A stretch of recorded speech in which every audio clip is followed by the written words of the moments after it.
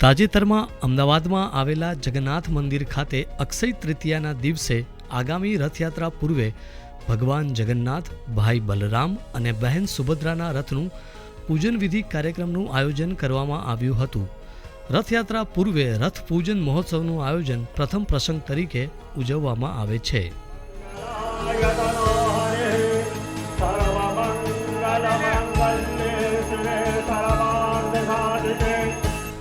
આ રથ પૂજનનું આયોજન જગન્નાથ મંદિરના પ્રાંગણમાં વૈદિક મંત્રોચ્ચાર અને મહાપૂજા સાથે કરવામાં આવ્યું હતું.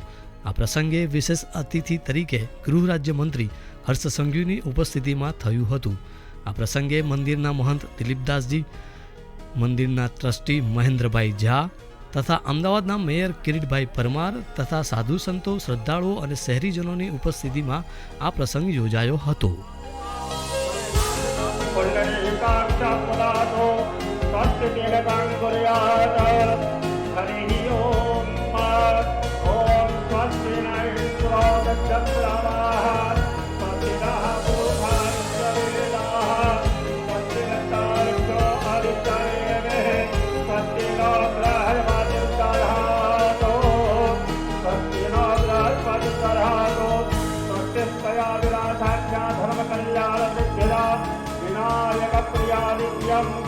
सत्यं ब्रवन्तु नः.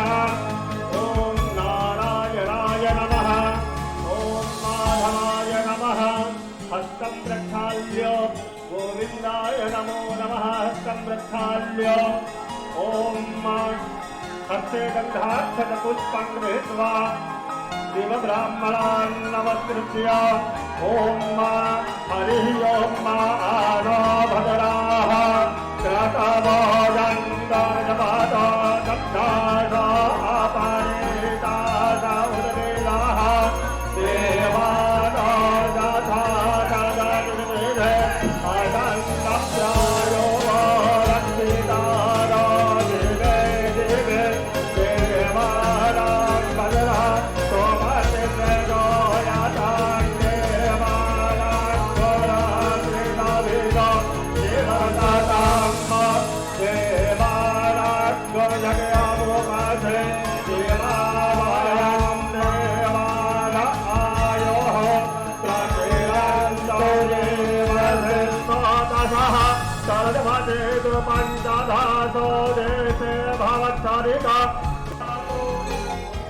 આ રથ પૂજનની વિધિને ચંદન યાત્રા તરીકે પણ ઓળખવામાં આવે છે.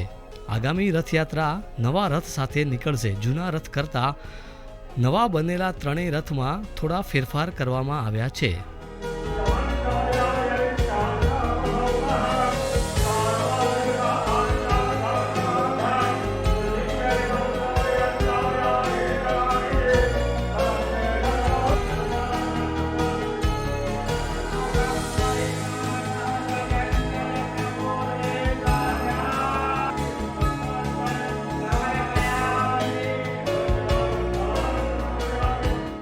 પ્રથમ રથની ડિઝાઇન સુદર્શન ચક્રની થીમ પર તથા બીજા રથની ડિઝાઇન નવદુર્ગાની થીમ તથા ત્રીજા રથની થીમ 4 અશ્વિની થીમ પર આધારિત હશે.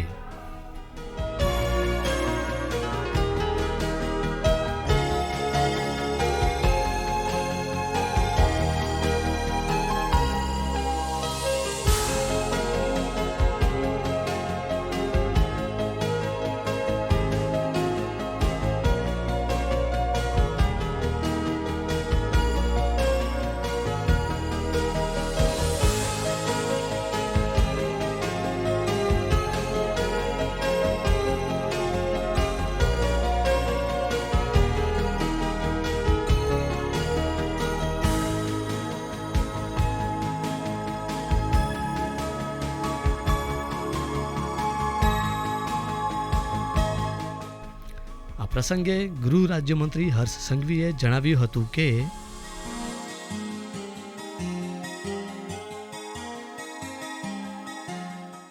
સર્વપ્રથમ તો ગુજરાતના સૌ નાગરિકોને જય જગન્નાથ. અને ગુજરાતના સૌ નાગરિકોને આ જાણીને ખૂબ આનંદ થશે કે ગુજરાતની અને દેશભરની આસ્થાનું કેન્દ્ર એટલે અમદાવાદની આપણી જગન્નાથજીની રથયાત્રા. જગન્નાથજીની રથયાત્રામાં છેલ્લા 145 વર્ષથી વધારેથી જે આપણો પૌરાણિક રથનો ઉપયોગ થતો હતો, એની આસ્થા, એની માન્યતા, એની સંસ્કૃતિ તમામ જળવાઈ રહે તે પ્રકારે નવા રથની આ વર્ષે રચના કરવામાં આવી છે. આ રથને રથયાત્રા પરના તમામ રૂટની જે રોડો છે, એ રોડની જે સાંકળાસ છે, એ તમામ વિષયોને ધ્યાનમાં રાખીને આ રથ બનાવવામાં આવ્યા છે. આ રથની કલાકૃતિ અદ્ભુત છે. આવનારા વર્ષો વર્ષ હવે આ રથ પર બેસીને ભગવાન જગન્નાથજી નગર યાત્રાએ જ્યારે નીકળવાના છે, ત્યારે આ રથના આજે પૂજા અર્ચના કરવામાં આવી. શ્રી દિલીપદાસજી મહારાજના આગેવાનીમાં આજે શહેરીજનો સાથે મળીને પૂજા અર્ચના કરવાનો મને અવસર મળ્યો. આ રથ આવનારા દિવસોમાં વર્ષો વર્ષ સુધી અમદાવાદના નાગરિકોનું, ગુજરાતના નાગરિકોનું આસ્થાનું કેન્દ્ર બનવાનું છે. એ રથની પૂજા કરવાનો આજે અમને અવસર મળ્યો છે. અમે ખૂબ જ ધન્યતા અનુભવીએ છીએ. રથયાત્રાની તૈયારીઓની શરૂઆત થઈ ચૂકી છે. આજે આ પહેલી પૂજાથી શરૂઆત થઈ છે. આવનારા દિવસોમાં શહેરીજનો, શહેરના નાગરિકો, તમામ સરકારી તંત્ર, મંદિર ટ્રસ્ટ, સાધુ ભગવંતો, તમામ લોકો જોડે મળીને રથયાત્રાની વ્યવસ્થાઓમાં આસ્થા વ્યવસ્થાને આ વર્ષે ટેકનોલોજી બી સાથે સાથે જોડવાના પ્રયાસમાં અમે લોકો આગળ વધી રહ્યા છીએ.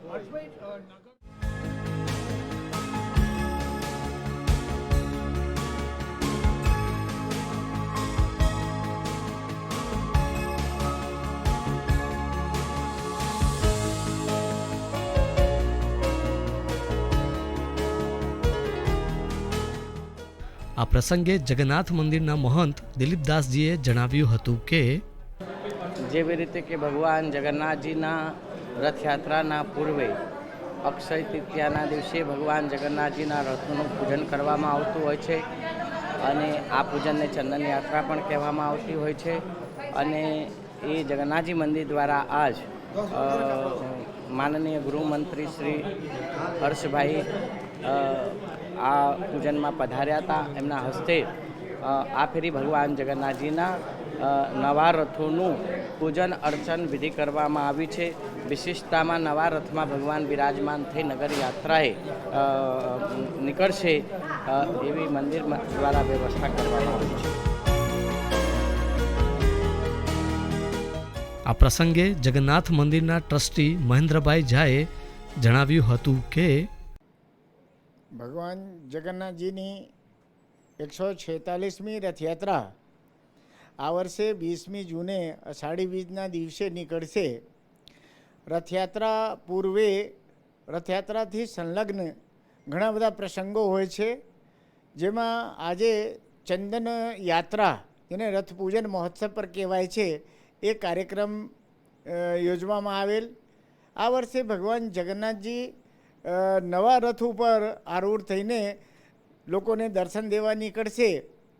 એટલે ત્રણેય નવા રથની પૂજન વિધિ આજે કરવામાં આવી. પૂજન વિધિમાં ગુજરાત રાજ્યના માનનીય ગૃહ રાજ્યમંત્રી હર્ષભાઈ સંઘવી તથા અમદાવાદ શહેરના મેયરશ્રી એવં અન્ય આગેવાનો, મંદિરના શ્રદ્ધાળુઓ, સાધુ સંતો તમામ ઉપસ્થિત રહ્યા હતા અને આ ચંદન યાત્રાની વિધિ પૂજન કરીને રથયાત્રા મહોત્સવનો પ્રથમ પ્રસંગ પૂર્ણ કરવામાં આવ્યો છે.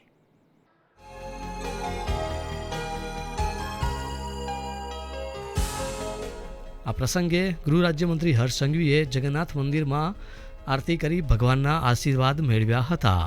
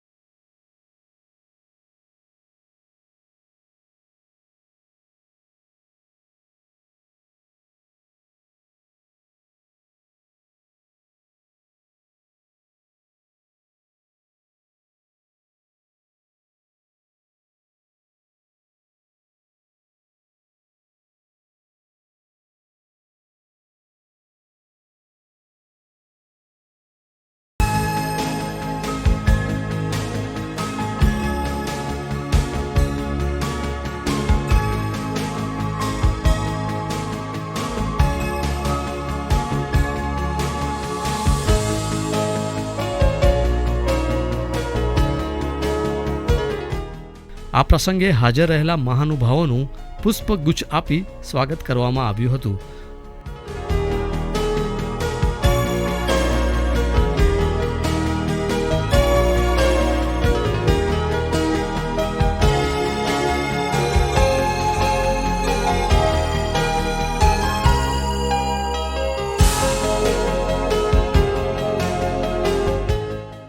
આ પ્રસંગે સંચાર માધ્યમ તથા સાહિત્ય પ્રવૃત્તિ સાથે જોડાયેલા મહાનુભાવો રાજેશ વ્યાસ મિસ્કિન, તુષાર શુક્લ, ડૉક્ટર રૂપા મહેતા, શિક્ષણવિદ ભદ્રાયુ વચરાજાની ઉપસ્થિત રહ્યા હતા.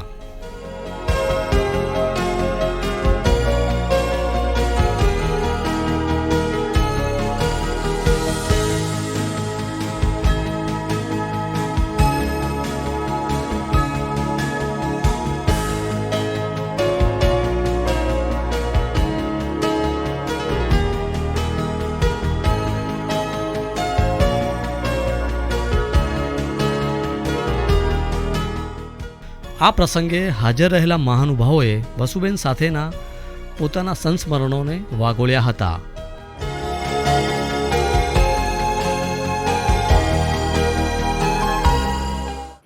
આ પુસ્તક 2 વર્ષની અમારી મદદ છે.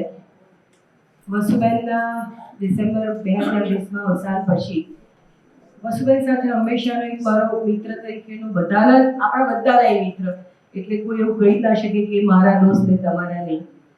પણ એમની સાથે વાત કરતા કરતા ઘણી વખત એવી ખબર પડતી કે વસુબેને પોતાનું ડોક્યુમેન્ટેશન બહુ સરસ રીતે કર્યું છે, જેને દસ્તાવેજીકરણ આપણે કહીએ.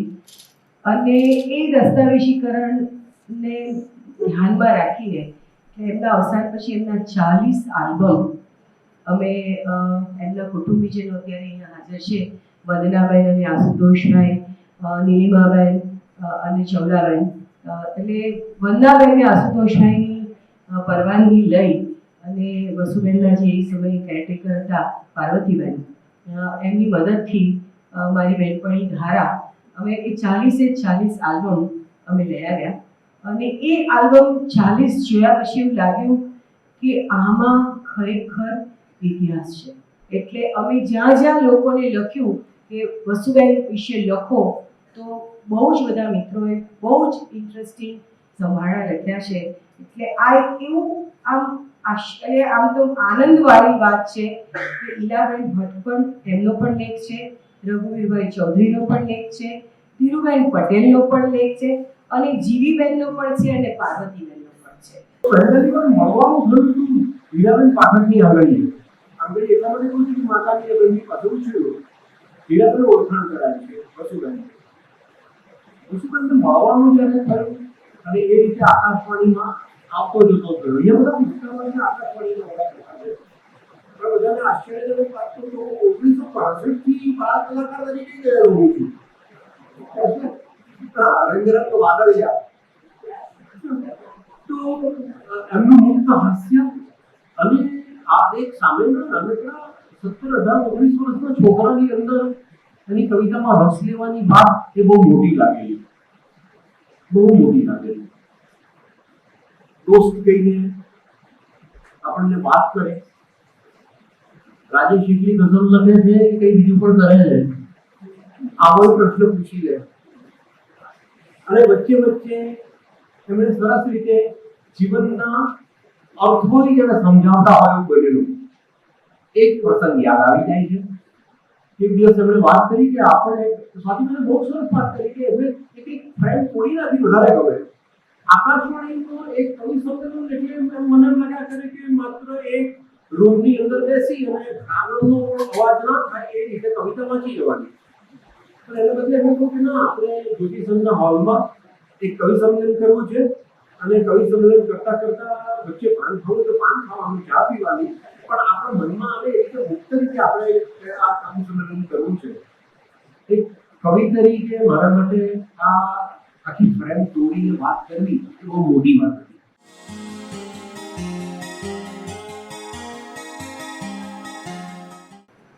મોટામાં મોટી વાત એ થયું કે તમે આ કરી શકશો એવો આત્મવિશ્વાસ જો છેક પ્યુનથી લઈને સ્ટેશન ડાયરેક્ટર સુધીના લોકોને કોઈ આપી શક્યું હોય તો એ વસુબેન છે. એમની લીડરશિપ એટલે કે નેતૃત્વનું કૌશલ્ય પણ એટલું સુંદર કે આકાશવાણી રાજકોટના કમ્પાઉન્ડમાં એક રંગમંચ છે એ અમને વસુબેન આવ્યા ત્યારે ખબર પડી. કારણ કે રંગમંચ ઉપરની ધૂળ બધી દૂર કરવામાં આવી અને પહેલો પ્રોગ્રામ બહાર થયો અને એનું રેડિયો ઉપરથી લાઈવ બ્રોડકાસ્ટ કર્યો. સુગમ સંગીતના કેટલા સમારંભો, નવરાત્રી આવી ત્યારે તો વસુબેન ગોખલિયા, હે માં ત્વમેવ સર્વમ, એવી એક આખી શ્રેણી એમને ચલાવી. અને મિત્રો હું આજે કહું કે એ સમયે ડિસ્કો દાંડિયા નહોતા, પણ વસુબેનના આ કાર્યક્રમમાં હાજર રહેવા માટે લોકો વંડી ટપીને અંદર આવે એવો ક્રેઝ એ સમયમાં રાજકોટમાં હતો.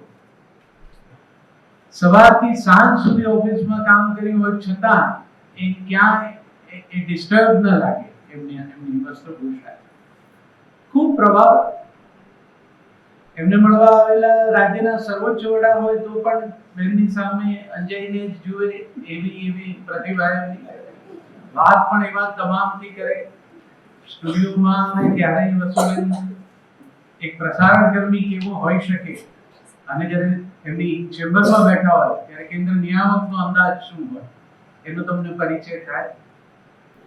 એ હંમેશા એમ કહેતા કે આ સચિવાલય નથી, આ કલાનું મંદિર છે, એટલે એને એ રીતે જોવું જોઈએ. વસુબેન એટલે પહેલાં ગુજરાતી જે એક આકાશવાણીના ડિરેક્ટર તરીકે, અને એ માત્ર સ્ટેશન ડિરેક્ટર માત્ર અમદાવાદના નહીં, એ સમયમાં આકાશવાણીનો એક જબરજસ્ત જમાનો હતો. એટલે આકાશવાણી અમદાવાદ, વડોદરા, રાજકોટ અને ભુજ એના ડિરેક્ટર તરીકે બહુ સક્ષમ રીતે કામ કર્યું. એક ગુજરાતી સાહિત્યના મોટા લેખક પણ ખરા, નાટ્યનું પણ એમનું ઘણું બધું હતું.